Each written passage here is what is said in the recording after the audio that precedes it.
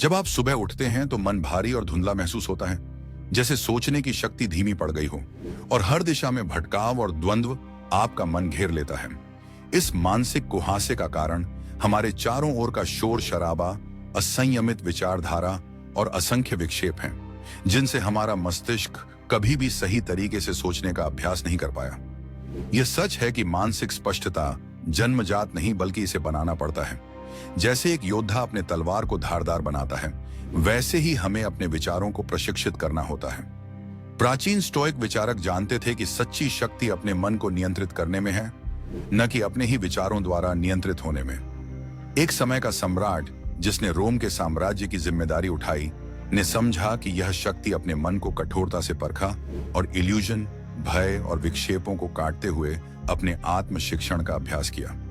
यदि आप कभी भी अपने विचारों से फंसे हुए, ओवरवेल्म्ड या पावरलेस महसूस करते हैं, तो यह आपके लिए एक गहरी सीख है कि मन का धुंधलापन सिर्फ एक्सीडेंट नहीं बल्कि एक डिजाइन है।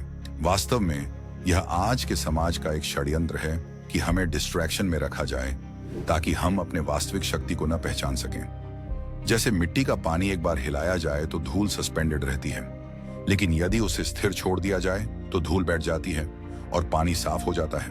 वैसे ही हमारा मन भी स्थिरता और ध्यान से साफ हो सकता है। मार्कस ऑरेलियस ने कहा, आपके पास अपने मन पर अधिकार है, न कि बाहरी घटनाओं पर, जो हमें यह समझाने का संदेश देता है कि हमारी वास्तविक ताकत हमारे विचारों में है, न कि बाहरी परिस्थितियों में।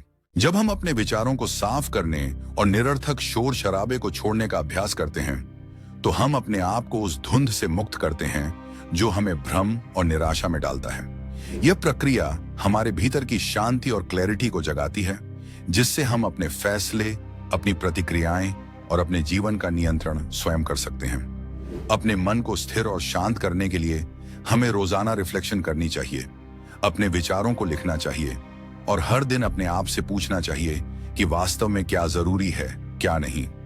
जब हम अपनी भावनाओं से ऊपर उठकर अपने विचारों को नियंत्रित करते हैं, तब हम अपने जीवन में शक्ति और साहस का संचार कर सकते हैं। यह सब करने का मतलब है कि हम अपने अंदर एक नए स्व को जागरूक करते हैं, जो खुशी, सफलता और आत्मविश्वास का स्रोत बनता है।